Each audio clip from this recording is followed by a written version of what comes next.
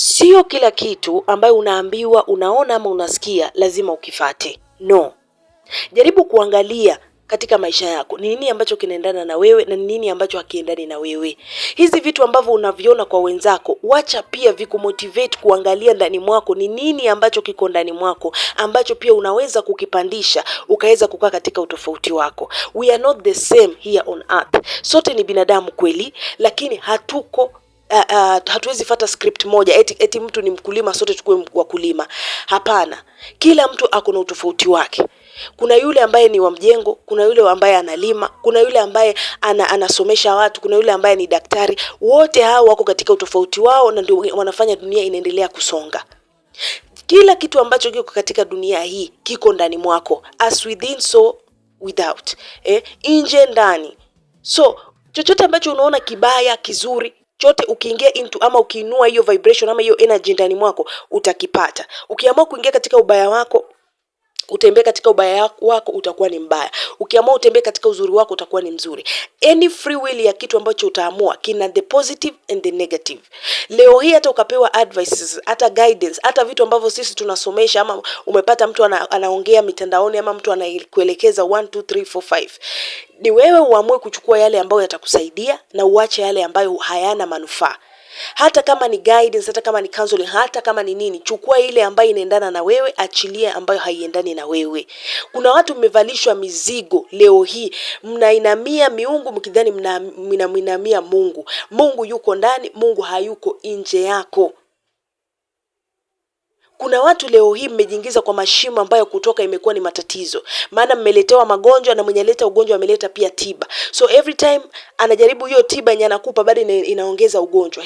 Hivyo. Mwili huu wa binadamu ama maisha yako jinsi yalivyo, free will ndio ilifanya umejiingiza katika matatizo. Unajiona kama hujakamilika. Umekamilika mbele za Mungu.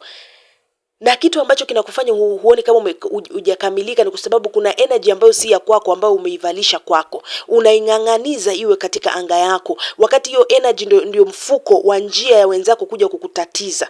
Kumbuka chochote ambacho unaomba Mungu nahitaji kinatoka kwa wenzako. Na hao wenzako either kuna wale ambao wanafanya kwa mema ama wanafanya kwa mabaya. Hizi maombi ambayo unasema nataka bahati Mungu wangu nipate hii na hii, hizo vitu zimetoka kwa wenzako. Kama vile wewe unaweza kusimama ukatengeneza kitu fulani, mwenzako pia akatamani akaambia Mungu nahitaji kitu kama hiyo. Haya, you need to have exchange. Kwa sababu hata ukienda mahali ama ukienda kwa mtu lazima aone manufaa yako ndio pia yeye afungue vya kwake. So wewe unataka kuvipata bure, hapo utatumika energy yako ama nishati yako.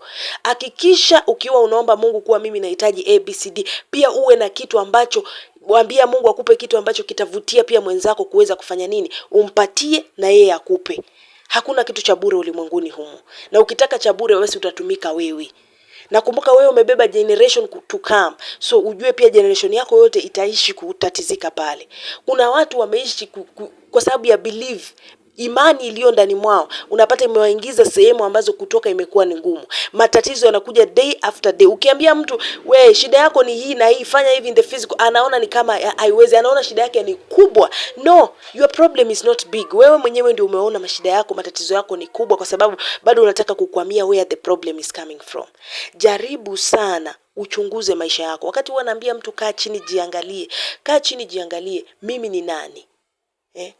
Shida yangu ilianzia wapi? Ninafaa kukaa vipi? Ni nini kinaendana na mimi, nini hakiendani na mimi? Wewe unajua gari lako kabisa ni Range Rover ama ni Prado ama ni gari ya aina fulani. Mbio yake ni hii, lakini umeng'ang'ana unataka iwe na mbio kiasi fulani. Ukitaka iwe na mbio kiasi fulani, badilisha engine ama tengeneza iwe ina design fulani. Hatuwezi kuwa wote wa kufanana.